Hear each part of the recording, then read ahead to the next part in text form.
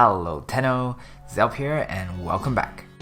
Today we'll be looking at a weapon which has been around for a really long time, the Sobek. This topic is suggested by Kareem Shabaka. I hope I pronounced it correctly. The idea is to showcase how great the Sobek acid shell works with Rhino's Roar. There is even a little screenshot that came with the suggestion. The exclusive mod Acid Shell has been released back in 2016, and even though a lot of people knew about it, I don't think many people, including myself, knew the potential of this mod. So today I'm going to share with you information about the Sobek and Acid Shell that I believe not many people thought about. But as always, let's start from the basics, just in case you have no idea what I'm talking about. Like in most of my videos, Acid Shell is a special mod for the Sobek that you get from killing Kala the Tame on Sedna. It explodes enemies that you kill, dealing 450 corrosive damage and 45% of that enemy's health you killed. The corrosive damage it does will not proc corrosive, and if the enemy is affected by viral, the explosion damage will not be reduced. Enemies that dies whom explosion kills another enemy will cause them to explode as well. Death by Acid Shell is stealthy, for it disintegrates the body. The explosion damage is affected by faction mods and weapon buffs like Rhino's Roar and debuffs like Nova's Molecular Prime.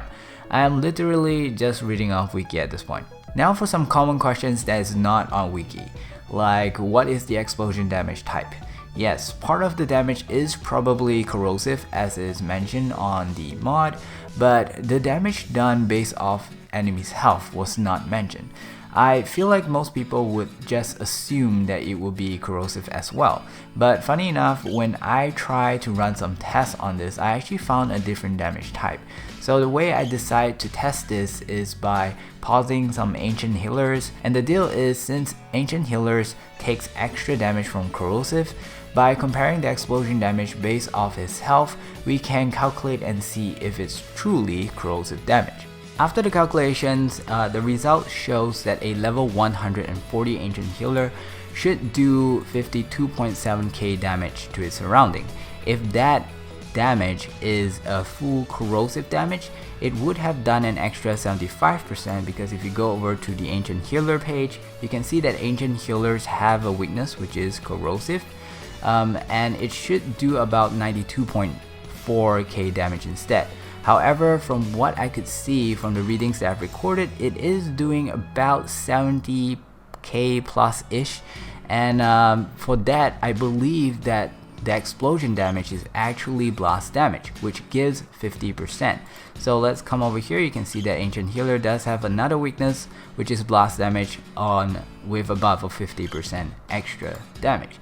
And then you'll get about this value. Now this value is actually not that accurate, because what I did here is I take the total amount of damage that you would do and turn everything into corrosive here, and turn everything into blast damage. So this is the one that you should be looking at, is where it takes the 450 as corrosive and it takes the health damage output as blast damage, and this is the value that you should get.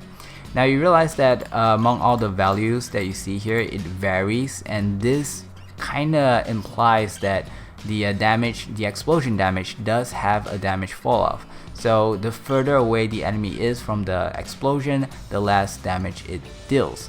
Another thing that I like to point out is that explosion damage seems to be actually a thing in Warframe, just that it is outdated.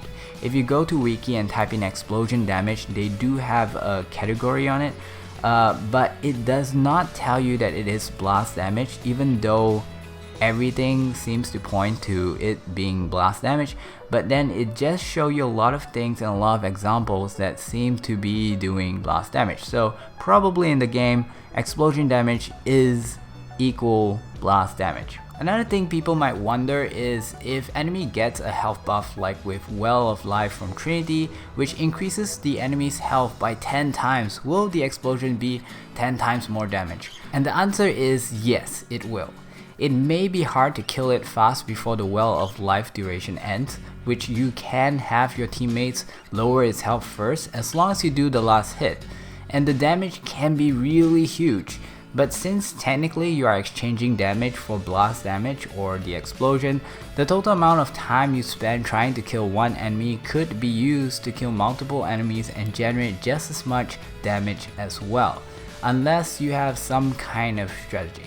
Next question. So Shattering Justice is another exclusive mod for the Sobek, and it gives the weapon Justice Burst procs. So does that damage trigger acid shells? Sadly, this is not something that you can check in the simulacrum since you're not getting any experience, so Shattering Justice will not proc in there. So I have to take this out for a field test, and from many different games, from what I can see, as much as I want it to work, it doesn't seem to proc acid shell.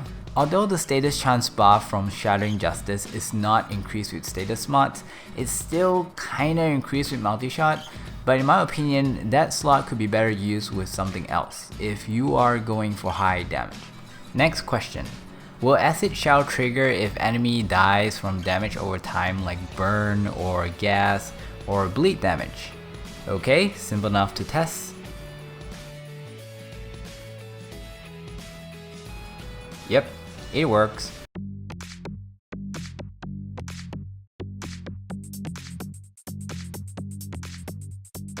Let's talk about strategies. There's a few ways that if you have a proper team setup, your damage can go a long way. But before that, we need to understand the weaknesses of acid shell. Although the explosion scales with enemies' health, because the higher the level is of the enemy, the more health they have, so therefore the more damage you deal. But that damage can be heavily reduced by armor, and also wouldn't be as effective in the presence of shields. For armor, it could be easily fixed if everyone has a corrosive projection on. If armor isn't a factor, with proper modding, that explosion damage can one-hit enemies of the same type and level, or even more. For example, let's build a simulation where A is a very strong enemy, and next to it is a similar enemy and a not so strong enemy called B below him, next to him another B, and a weaker C, and followed by another similar C. If all of them follow the same condition, it will look something like this. Just to help you visualize, let's also give them fake health values. Let's say A has 120 HP, B with half of that, which is 60 HP, and C is the weakest one with only 30 HP. Also in this simulation, we will be ignoring the actual 450 base damage of corrosive from acid shell. Since in higher level, the damage will not actually matter that much. The damage that actually matters will be the one that actually scales with the enemy's health.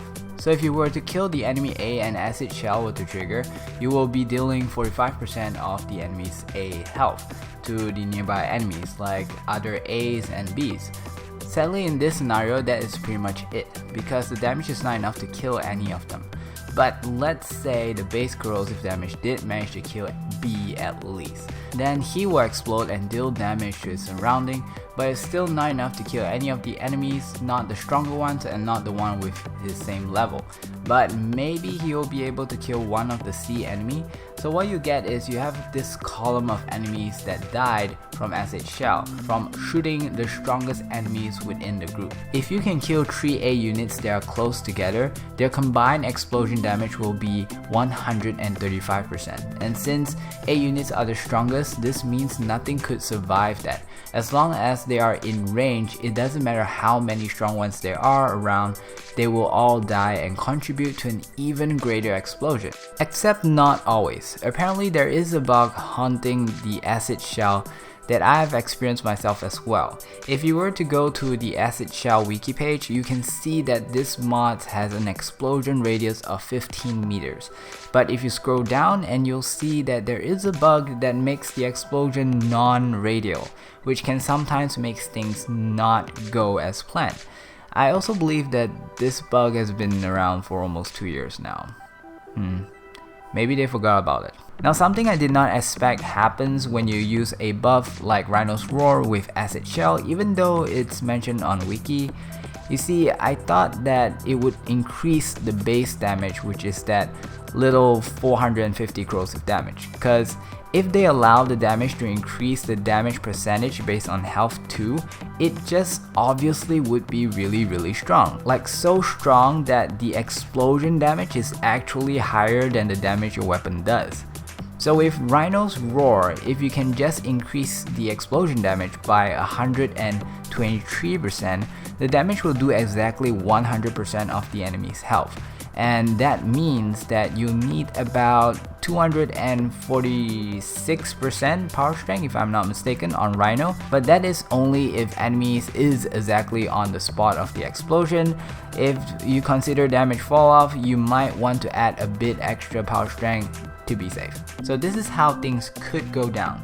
You kill one enemy with Rhino and he explodes, killing the other enemies around him, and for some weird reason when they explode, it also has Rhino's buffs. So it explodes and it kills another layer of enemies and they explode and it just keeps killing, and basically you get this big pile of death. So part of the reason for such high damage is because you are doing more than 100% health based damage to the other enemies. And to be fair, since ancient healers are weak against both blast and corrosive damage, it is already taking more damage than we want them to.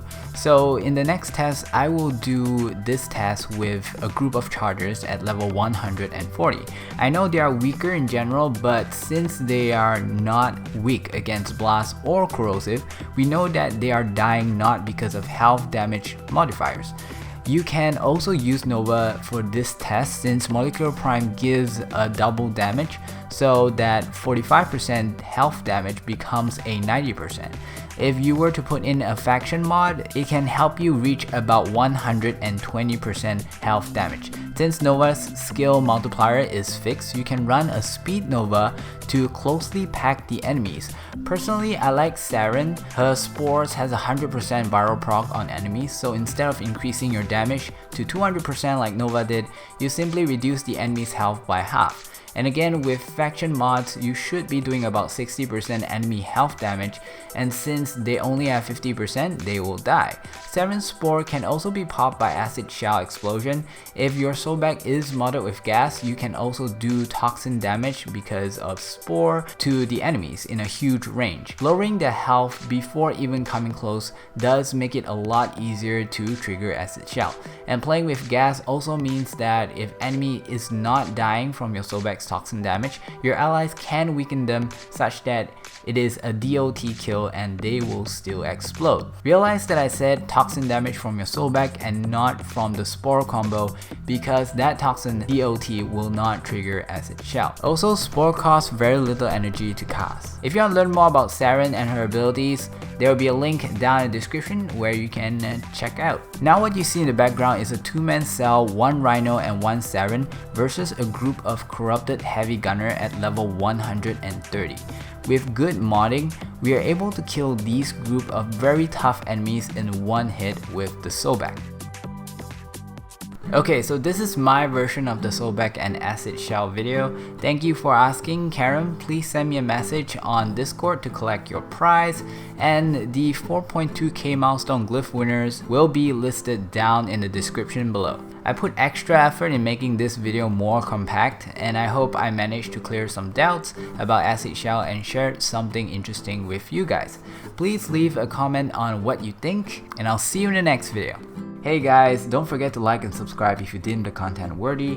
Click on the bell icon to get notifications when I post a new video, and remember to share your thoughts down in the comments. There's a video in the description that tells you how you can win my glyph if you are interested. That is all guys, have a pleasant day, bye bye.